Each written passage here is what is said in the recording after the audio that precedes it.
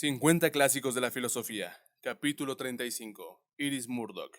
Más conocida como novelista, la revista Time incluyó bajo la red entre los 100 libros más importantes del siglo XX. Iris Murdoch también escribió dos importantes obras de filosofía: La metafísica como guía a la moral y La soberanía del bien. La segunda la escribió cuando el existencialismo estaba en pleno auge y parecía ser el heredero de la filosofía occidental. Murdoch define el existencialismo como una doctrina irrealista y extremadamente optimista, proveedora de ciertos falsos valores. También rechaza el conductismo y el utilitarismo en boga porque se centra en los resultados externos y en su lugar señala que el desarrollo de las cualidades interiores, aunque sea un empeño menos obvio, tiene el mismo valor. El título del libro hace referencia a la idea de bien de Platón, una realidad u orden amorfo que subyace en el universo, del que los humanos apenas vislumbran destellos, pero pese a ello, dedican a la vida a perseguirlo de forma normalmente inconsciente. Aunque los filósofos modernos se han deleitado en desacreditar tal idea, Murdoch pensaba que el bien es el concepto fundamental de la filosofía moral y desde luego de la propia vida, incluso en un universo que no parece que tenga sentido alguno. Las ideas que siguen lo hacen más o menos según la Organización de la Soberanía del Bien, que comprende 3 capítulos compuestos originalmente como artículos o conferencias. La idea de perfección. Pese a nuestra flaqueza, el mandamiento, sé perfecto, tiene sentido para nosotros. El concepto de bien evita caer en la egoísta conciencia empírica. Murdoch comienza hablando del filósofo G. E. Moore, quien pensaba que Dios posee una realidad más allá de la experiencia personal y que la bondad es un componente real del mundo. Filósofos posteriores refutaron de forma convincente esta idea, señalando que la bondad no tiene realidad objetiva, sino que simplemente depende de la percepción de la persona. Según esta visión, hay que pensar en Dios no como una parte del mundo, sino como etiqueta movible pegada al mundo. Murdoch dibuja la imagen del hombre típico, representado por la filosofía moral moderna. Es una persona que posee claridad de intención, es dispuesta, sabedora de lo que hace y de lo que quiere, se centra en los resultados y la actuación pública, y su vida mental carece esencialmente de valor. Por último, dado que su voluntad es soberana, es responsable de sus actos, Murdoch califica esta imagen de existencialista, conductista, utilitarista. Existencial porque pone el acento en la primacía de la voluntad como único medio de causalidad en un universo por lo demás carente de sentido, y conductista por su atención a los resultados y la acción, en oposición a la persona interior. Murdoch señala la observación de Wittgenstein de que como los pensamientos interiores no tienen un procedimiento de revisión interno, todo lo que nos parece que es irrelevante. La analogía de Wittgenstein de la mente en relación con la intención es la de una rueda que se puede girar sin que se mueva, nada más no forma parte del mecanismo. Las creencias, los sentimientos y los pensamientos no tienen prueba de precisión, por lo que todo lo que importa son nuestras acciones, y todas las ideas abstractas de bondad son, por tanto, sospechosas y no poseen ningún valor. También se refiere Murdoch a la idea del filósofo moral Stuart Hampshire, de que todo lo que se haya que considerar como realidad concreta debe ser abierto a varios observadores. Todas estas ideas están equivocadas, asegura Murdoch. Pone el ejemplo de la madre política que batalla por cambiar la opinión que tiene de la nueva esposa de su hijo, cuestionando sus propios prejuicios para ver a su manera con la mirada más correcta y afectuosa. Es este tipo de batalla tan bien representada la que sin duda es real, se puede observar objetivamente o no. Es un acto moral interior de libertad, cuyo objetivo es la claridad de percepción. Este intento de tener la visión más elevada de otra persona implica avanzar hacia la perfección, y esta propia idea de perfeccionarse uno mismo en sentido moral es sin duda fundamental para el ser humano y esencial para la filosofía moral. La moral no es una ciencia. Murdoch señala que todo el éxito del empirismo es crudo y tajante cuando se aplica al individuo humano. El psicoanálisis pretendía ser la ciencia objetiva que ponía al descubierto la historia de la persona, pero él duda de que el psicoanalista pueda ser observador científico y juez. El tiempo, de hecho, ha demostrado que estaba en lo cierto. Hoy el psicoanálisis se considera tan subjetivo que se ha quedado fuera del tratamiento terapéutico aceptado. La idea alternativa de Murdoch la resume esta observación. Los conceptos morales no se mueven en el interior de un mundo complejo creado por la ciencia y la lógica. Crean, con diferentes propósitos, un mundo distinto. Indica que los términos morales se pueden tratar como concretos y universales, aunque el lenguaje moral implique una realidad que es infinitamente más compleja y diversa que la de la ciencia, aunque el lenguaje empleado para describir la realidad es con frecuencia idiosincrático e inaceptable, es infinitamente más complejo y variado que el de la ciencia, y se puede seguir tratando como concreto y universal. Además, es un error colocar la ciencia en un cesto y la cultura en otro, porque la ciencia es una parte de la cultura. Somos personas y somos agentes antes de ser científicos, sostiene. Y del lugar de la ciencia en la vida humana se debe hablar con palabras. Por esto, siempre será más importante conocer a Shakespeare que a un determinado científico. La literatura es la lente a través de la que podemos ver y entender todos los esfuerzos humanos, morales o científicos, en lugar de desear ver. Para Murdoch, tanto el existencialismo como el humanismo son credos vacíos. El primero cree en exceso en el yo y nada más, y el segundo pide a la persona que viva según una racionalidad cotidiana, exenta de cualquier sustancia moral. El individuo se convierte o en principio de voluntad aislado o en una masa de ser que ha sido entregada a otras disciplinas, como la psicología o la sociología. Tales filosofías de la autoafirmación están envueltas en una especie de determinismo pseudocientífico, y aunque promueven ciertos buenos valores, la libertad, la racionalidad, la responsabilidad, la autoconciencia, la sinceridad, el sentido común, evidentemente no mencionan el pecado ni mencionan el amor. En el mundo del Tractatus de Wittgenstein señala Murdoch: los juicios morales no tienen espacio porque nada se puede decir de ellos que tenga valor factual. Otros filósofos entendían los juicios morales simplemente como una emoción. Para el existencialismo, la persona es una voluntad solitaria en un mundo de hechos físicos. Aunque no existe una visión moral de la vida, la parte positiva es la libertad de actuación, pero Murdoch considera que es una visión irrealista y simplista. La realidad es que la moral de la persona es un proyecto muy real y de profundas consecuencias que abarca toda la vida. El cambio moral y el logro moral son lentos. No somos libres en el sentido de poder cambiarnos de repente, porque no podemos cambiar de súbito lo que podemos ver y en consecuencia lo que deseamos y lo que nos mueve. La idea opuesta es vernos como seres con infinidad de opiniones, de opciones, deseosos de que se haga realidad un curso de vida. Murdoch lo entiende sin duda alguna como una manera de vivir inferior.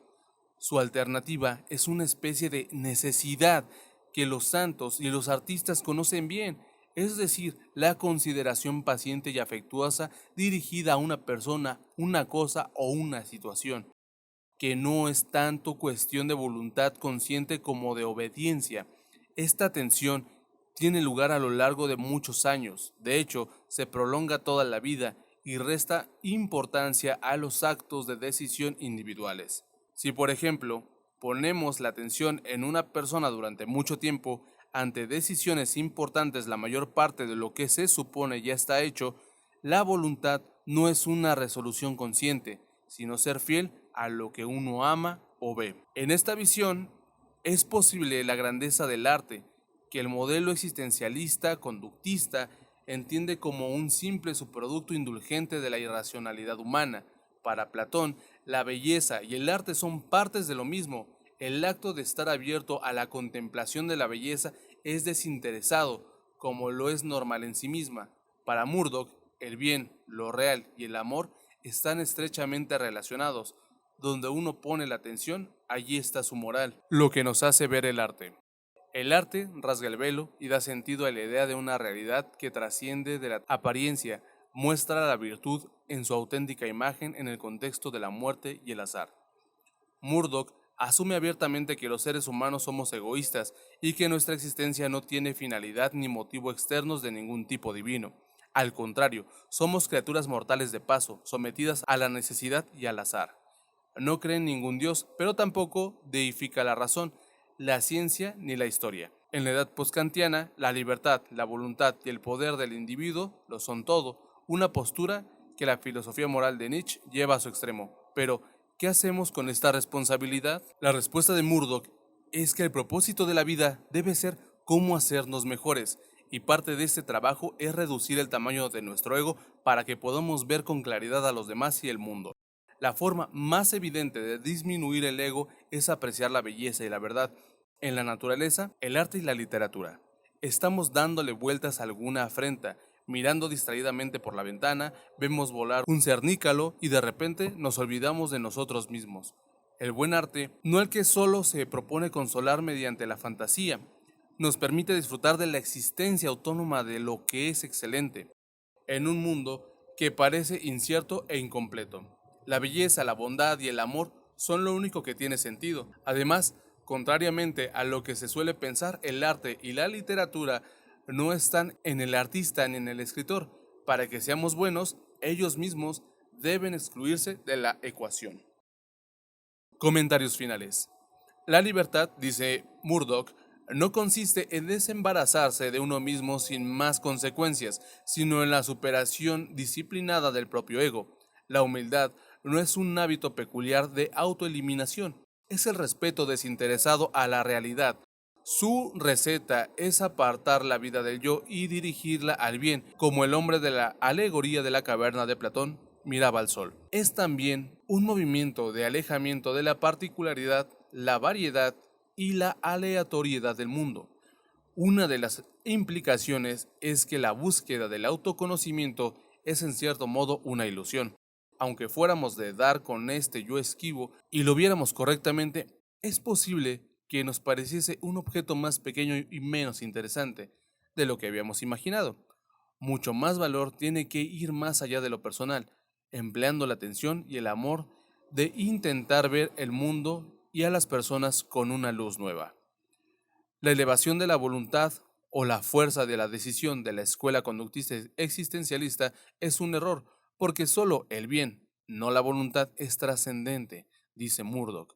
La voluntad es la fuerza natural de la psique, que se puede emplear para fines buenos, pero el bien revela las cosas tal como son en realidad. No existe comparación posible en lo que a la fuerza se refiere. La voluntad forma parte de la persona. El bien es universal. Por lo tanto, señala, lo que hay que buscar es la bondad, no la libertad ni la acción correcta. Dicho esto, la acción correcta y la libertad, en el sentido de humildad, son los productos naturales de la atención al bien. En otras palabras, busquemos el bien en primer lugar y todo lo demás que merezca la pena nos llegará de forma natural. Si solo buscamos una voluntad férrea, será esto lo único que tengamos. Iris Murdoch. Iris Murdoch nació en 1911 y de niña le apasionaban los animales, cantar y leer. Fue alumna destacada del Freville Demonstration School para niños y niñas de Londres y de la Badminton Girls School, solo de niñas, de Bristol. Leyó a Platón y a Sófocles como estudio preparatorio para la Universidad de Oxford y fue aceptada en el Somerville College, donde entabló amistad con Mary Matlay, que después sería una notable filósofa. En Oxford estuvo influida por el marxismo y posteriormente se afilió al Partido Comunista. Murdoch tuvo diversos amigos y amantes, entre ellos el poeta Frank Thompson, el historiador militar y soldado Mitchell Foote y el premio Nobel Elias Canetti. Se casó con John Bailey y estudioso de la lengua inglesa de Oxford en 1956. La pareja vivió en Londres y Oxford y no tuvo hijos, de modo que Iris pudo dedicarse por completo a escribir. Otras de sus obras son Cabeza cercenada, 1961, 1984, El mar, 1978-1985, con la que tuvo el premio Booker, y El Príncipe Negro, 1973-2009. Entre sus obras filosóficas están Sartre, un racionalista romántico, 1953-2007, y La metafísica como guía a la moral, 1992. En 1996 le fue diagnosticada la enfermedad de Alzheimer y falleció en Oxford a los 79 años. Una biógrafa suya, Iris Murdoch, Alive, de Peter Conradi, inspiró la película Iris, de 2001, que protagonizó Judi Dench en el papel de Iris. 1886. Más allá del bien y del mal. Los psicólogos deberían pensárselo dos veces antes de rechazar la autoconservación como el instinto fundamental del ser orgánico. Todo lo vivo busca ante todo liberar su fuerza. La propia vida es voluntad de poder. La autoconservación solo es una de sus consecuencias indirectas y más frecuentes. La falsedad de una opinión no es para nosotros nada que la objete. Allí está, quizá, donde nuestro lenguaje suena de la forma más extraña. La cuestión es, ¿hasta qué punto una opinión prolonga la vida, conserva la vida y preserva la especie? En dos palabras, los seres humanos sienten una necesidad natural y sana de ser creativos y poderosos, y la moral no hace sino sofocarla y distorsionarla. En la misma línea, Martin Heidegger, El ser y el tiempo, Nicolás Maquiavelo, El príncipe, Arthur Schopenhauer, El mundo como voluntad y representación, Slavoj Zizek, Viviendo en el final de los tiempos. Y así, concluimos otro más. Estamos muy cerca de la meta, estamos cerca de los 50.